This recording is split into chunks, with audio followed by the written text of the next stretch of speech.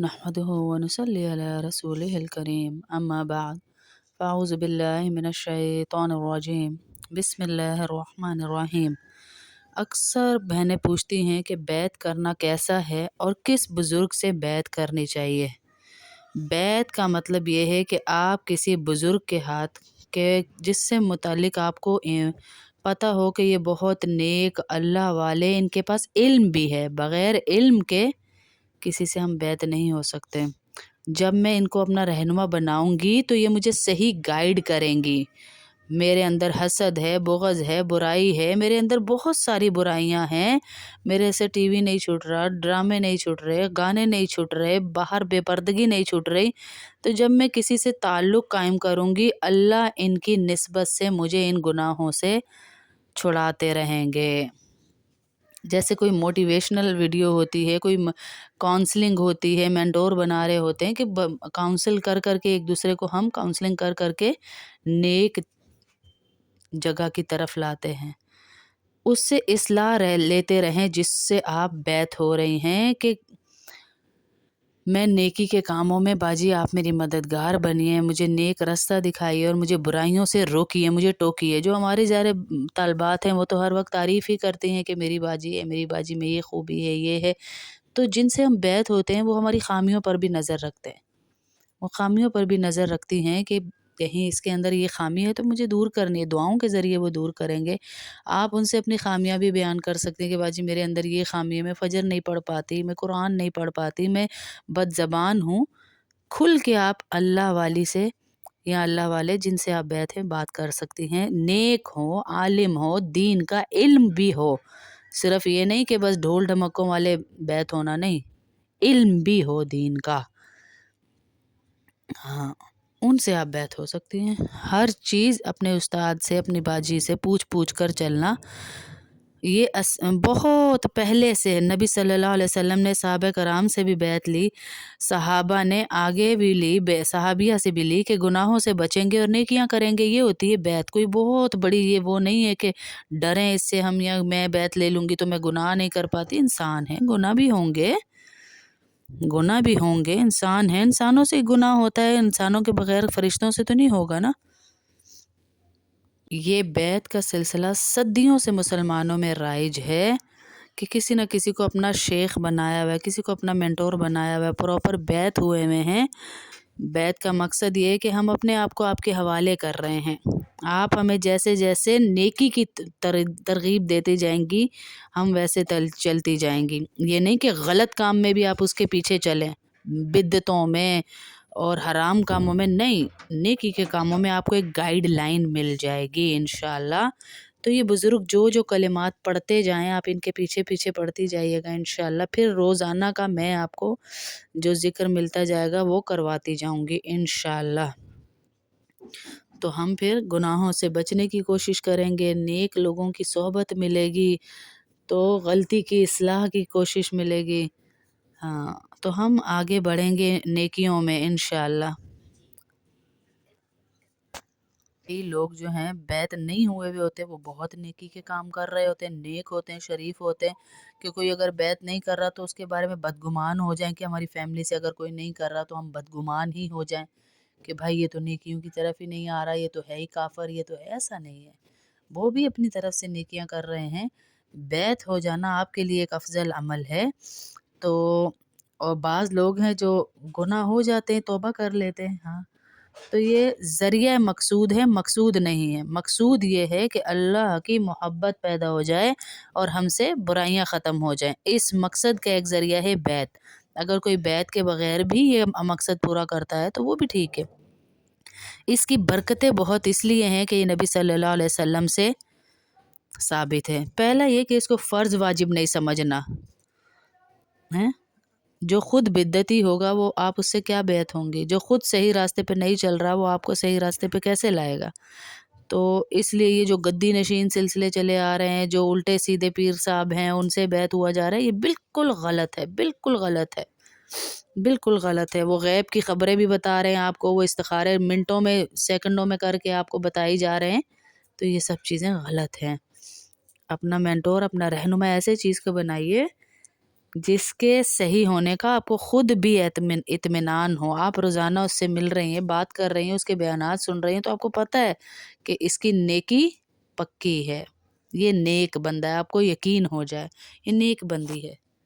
اصلاح کا تجربہ بھی ہو، معاشرے میں نکلی ہو، جیسے اب ہمارا تجربہ ہے کہ ہم نکلے ہوئے، ہم عورتوں سے ملے ہوئے، ہمیں پتہ ہے کہ کون سے گناہ پہ زیادہ پختگی ہے اور کون سی نیکی میں. ان کے پاس بیٹھ کے، یعنی ایسے لوگ، ایسے بندے سے بیعت ہوں کہ ہم جو ہے ان کے پاس بیٹھیں تو ہماری محبت اللہ سے بڑھے، فرقے سے نہ بڑھے، اللہ سے بڑھے. وہ اپنی ذات کی محبت نہ ڈالے جس سے آپ بیعت ہو رہی ہیں، وہ اللہ کی محبت آپ کے دل میں ڈالے، فرقوں سے نکالے، پکا مسلمان بنائے، آپ کو دین کا دائی بنائے. آپ کو اس انسان سے بیعت ہونا جائز ہے. ورنہ جو اپنے فرقے کی طرف آپ کو لا رہا ہے اور دوسروں کو آپ سے کافر کہلوا رہا ہے اور یہ قسم لے رہا ہے کہ میرے ہی فرقے میں آپ رہیں گے اور فرقہ چھوڑ نہیں سکتے، تو یہ بھی غلط ہے. کیونکہ بعض لوگ دنیا میں ایسے بھی ہیں جن کے پاس ہم بیٹھتے ہیں تو ہمیں لگتا ہے بس یہی صحیح ہے، باقی سارے لوگ دنیا کے غلط ہیں. تو ایسا شخص بھی کبھی آپ کا روحانی استاد نہیں بن سکتا جو اپنے آپ کو منوا رہا ہے اللہ کو چھوڑ کر. اللہ کی طرف نسبت جوڑنی ہے، دوستی جوڑنی ہے، حق کے راستے پر ہو. ایسے شخص سے ہم نے، اور مسائل میں شیخ و مرشد کو، جو آپ کی باجی ہیں، جو جس سے آپ بیعت ہوئی ہیں، شیخ ہیں، کوئی حضرت ہیں، ان کو فالو نہیں کیا جائے گا. مفتیان کرام سے ہم فتویٰ لے کر مسائل کو فالو کریں گے، ان کے مسائل پہ نہیں چلیں گے. اور اکثر تو ہوتا ہی یہ ہے، نیک جو ہوتے ہیں وہ یہ کہتے ہی نہیں کہ ہم بتا رہے تو ٹھیک ہے، وہ کہتے ہیں مفتیان کرام سے پوچھ لیجئے، کیونکہ ایک عالم مسئلہ بتا سکتا ہے، فتویٰ نہیں دے سکتا، تو ان سے پوچھ لینے میں کوئی حرج نہیں ہوتا. یہ ساری چیزیں بس بیعت کے لیے ضروری ہیں، تو ہم بیعت ہو جائیں گے انشاءاللہ. اللہ پاک برکتیں دے، عافیت دے. اس کی بڑی برکات ہے، کلمات پڑھتی جائیے اس کی تاکہ ہمیں بھی بڑی بیعت کا برکات ہے، شرف بڑی نصیب ہو. برکات ہیں. انشاءاللہ ساتھ ساتھ پڑھتی جائیے، جو وہ پڑھتے جائیں ان کے پیچھے پیچھے پڑھتے جائیے گا تو اللہ رب العزت ہمیں بھی ان لوگوں میں چھوٹی چھوٹی شامل باتوں فرما پہ لیں اپنے گے شیخ سے جن کی بدگمان بھی نہیں نسبت ہونا. اللہ کے نبی صلی اللہ اور علیہ کوئی وسلم ایسی سے بدعت کرتے ہوئے جوڑ اپنے رہی شیخ ہیں. کو دیکھیں تو انشاءاللہ اس کو آپ نے آپ کے فالو گھر بھی میں نہیں کوئی کرنا. بھی یہ سب بچہ غلط بڑا ہے. کی توفیق عطا فرما. اگر دور بیٹھے دوستوں تک بھی یہ آواز جا رہی ہے جو مسجد میں نہیں مگر دوسری جگہ ہے، اور وہ بھی اس آواز پر یہ کلمات پیچھے پڑھیں گے تو وہ بھی اس عمل میں شریک ہو جائیں گے. اور چونکہ یہ بیان براڈ کاسٹ بھی ہو رہا ہے تو گھروں میں بیٹھے ہوئے لوگ بھی اگر ان کلمات کو پڑھیں گے تو وہ بھی اس میں شامل ہوں گے. بلکہ اگر مستورات بھی آواز سن رہی ہیں تو وہ بھی توبہ کے یہ کلمات پڑھیں گی تو اس عمل میں وہ بھی شامل ہو جائیں گی. الحمدللہ وکفا وسلام علی عبادہ الذین اصطفیٰ اما بعد. یہ کلمات سچے دل کے ساتھ پڑھتے جائیے. بسم اللہ الرحمن الرحیم. لا الہ الا اللہ محمد الرسول اللہ.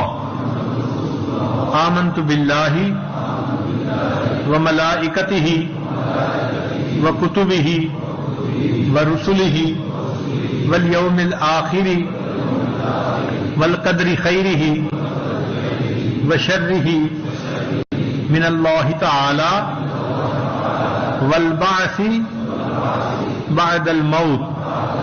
آمنت باللہ کما ہوا باسمائہ وصفاتہ وقبلت جمیع احکامہ اقرار باللسان وتصدیق بالقلب. اشہد ان لا الہ الا اللہ واشہد ان محمدا عبدہ ورسولہ. استغفر اللہ ربی من کل ذنب واتوب الیہ برحمتک یا ارحم الراحمین. ان کلمات کو پڑھنے سے آپ تو طائب ہو چکے ہیں. چند معمولات ہیں جن کو باقاعدگی سے کریں گے تو اللہ تعالیٰ دل کو منور کریں گے. ان میں پہلی چیز ہے 100 مرتبہ استغفار صبح اور شام پڑھنا. استغفر اللہ ربی من کل ذنب واتوب الیہ. اور دوسرا ہے 100 مرتبہ درود شریف صبح شام پڑھنا، اللہم صلی علی سیدنا محمد وعلی آل سیدنا محمد وبارک وسلم۔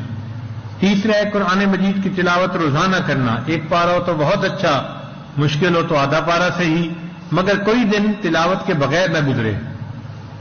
خواتین نے جن دنوں میں نماز نہیں پڑھنی ہوتی وہ ان دنوں میں تلاوت نہ کریں، ان کو بن کیے اللہ اجر اور ثواب عطا فرما دیتے ہیں۔ چوتھی چیز ہے لیٹے بیٹھے چلتے پھرتے ہر وقت دل میں اللہ کو دھیان رکھنا، اللہ کو یاد کرنا۔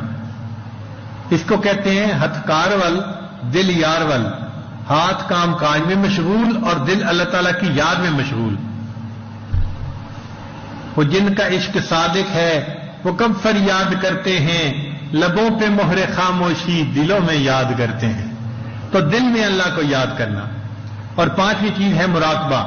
مراقبے کا طریقہ یہ ہے کہ جب آپ کے پاس تھوڑا وقت فارغ ہو، اور یہ وقت فارغ کرنا پڑتا ہے، نکل آتا ہے، آپ کا مقدمہ ہو تو آپ کچہری جانے کے لیے ٹائم نکالتے ہیں، بازار سے چیز خریدنی ہو سودا لینے کے لیے ٹائم نکالتے ہیں، بیمار ہو تو ڈاکٹر کے پاس جانے کے لیے ٹائم نکالتے ہیں۔ تو جس چیز کو آپ اہم سمجھتے ہیں اس کے لیے ٹائم نکالتے ہیں۔ اسی طرح اللہ کی محبت بھی ایک اہم چیز ہے، اس کے لیے ہمیں وقت نکالنا چاہیے اور مراقبہ کرنا چاہیے تاکہ یہ نعمت ہمیں بھی نصیب ہو جائے۔ تو چند منٹ کا مراقبہ، 15-20 منٹ کا مراقبہ کرنے کا طریقہ یہ ہے کہ آنکھوں کو بند کر کے اللہ کی طرف متوجہ ہو کے بیٹھ جائیں، دل سے دنیا کے تمام خیالات نکال دیں اور اللہ کی طرف متوجہ ہو کے بیٹھ جائیں کہ اللہ کی رحمت آ رہی ہے، دل میں سما رہی ہے، دل کی ظلمت اور سیاہی دور ہو رہی ہے اور میرا دل اللہ اللہ بول رہا ہے۔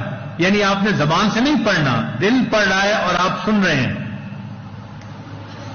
بس 15-20 منٹ کا مراقبہ یہ آپ کے دل کی حالت کو بدلے گا اور آپ کو اپنے دل سے اللہ اللہ کی ایک کیفیت محسوس ہونی شروع ہو جائے گی۔ پہلے یہ حرکت ہوتی ہے اور بعد میں ایک آواز محسوس ہوتی ہے، پہلے تحرک ہوتا ہے بعد میں تذکر ہو جاتا ہے۔ اور یہ ذکر ایسا ہے کہ جب بندے کو ملتا ہے تو پھر پوری زندگی لیٹے بیٹھے چلتے پھرتے ہر وقت اس کو اللہ تعالیٰ ہی کا ایک ادراک رہتا ہے۔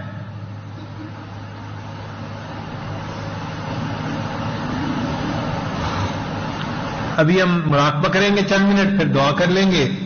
چنانچہ سب حضرات تھوڑی دیر کے لیے آنکھوں کو بند کر لیں، اللہ کی طرف متوجہ ہو کے بیٹھ جائیں۔